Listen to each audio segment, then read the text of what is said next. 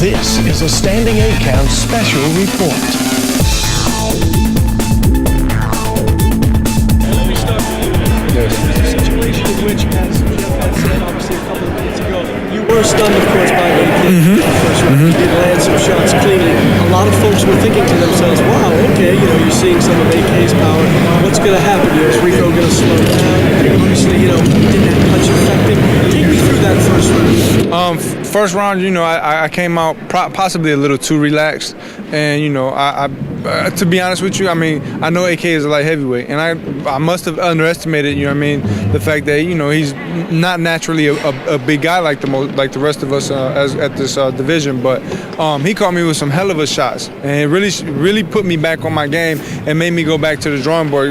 I was able to survive that first round. I went back and my coach told me, look, man, don't sleep with this guy, and I, from after that punch, I knew immediately, no, there's not going to be any sleeping with him. You know what I mean? He has tremendous power in his punches. So, I just like Jeff said, I did what I had to do to stay focused and just know that I had a job to do. Don't get down about this first round. You lost the first one, but you still got 7 more rounds to go, and that's what I that's what I took into account.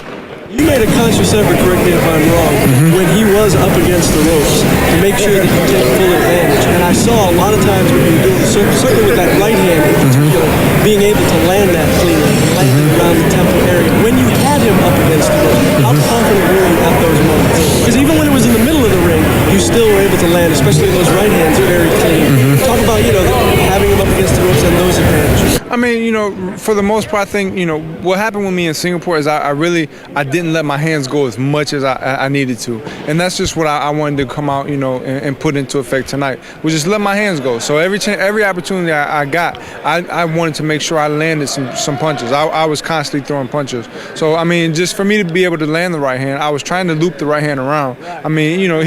He kind of reminded me of the guy when I fought Prince Badi at Jammu, and I knew it wasn't going to be my right hand that ended the fight or made me win this fight. It was going to be my left hand. I wanted to start landing my hook. So really my right hand was just to put me in position to land my left hook.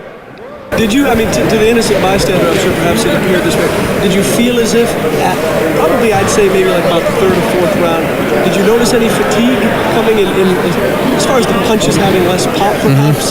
Because it seemed as if to some of us that some of the stuff that AK was throwing after that point, you didn't seem to be as effective. Oh no, I was really, if you watch, and I would have to go back and watch the fight myself, but I was trying to really roll with a lot of his punches. I wasn't trying to get hit clean.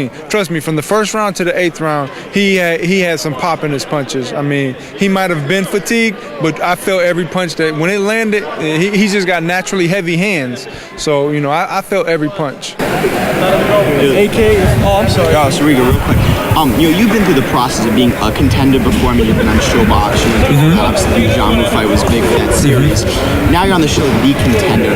How does that differ from, the experience you had before being built up as a prospect and a fighter? Now you're sharing this experience with all these other guys. You know what? I think most importantly for me, and what I looked at when the opportunity came up for me to get on The Contender, like you said, I was fighting on Showtime, on several fights on Showtime. I was ranked #1 in the world and fought for a light heavyweight championship, and I don't think I got as much attention and publicity as I did from The Contender. This was just for real. This was heaven sent. So like I said, being ranked #1 and then being on the show, the two don't even compare. This is hands down the best.